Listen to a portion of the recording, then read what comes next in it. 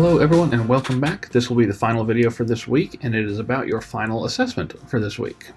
You are going to be doing some loop exercises. You're going to use while loops and for loops. The first thing you need to do is create a blank HTML document and then put in your boilerplate, all that kind of stuff, then create a separate JavaScript file, link them together, and then basically you're just going to do all this stuff in the console. So your document, your HTML document can be just a blank boilerplate with nothing on it, because all I'm going to do is come in and open up the console and see what the output is.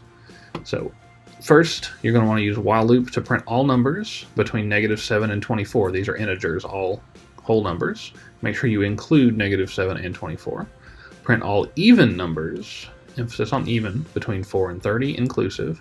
Print all odd numbers between 4000 and 4037 exclusive. Do not include 4000, do not include 4037. Of course you wouldn't include 4000 anyway because it's not odd, but just keep that in mind. Then print all numbers divisible by 5 and 3 that are between 5 and 60. I'm going to say that again.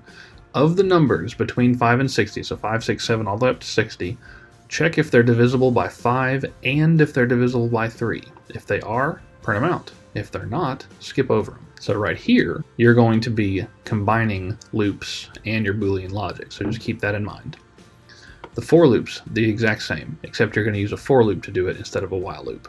And that's all there is to it. You're just going to do these things, print them out to the console, and then I'm going to check your code and make sure that you are indeed using for and while loops and you're doing best practice.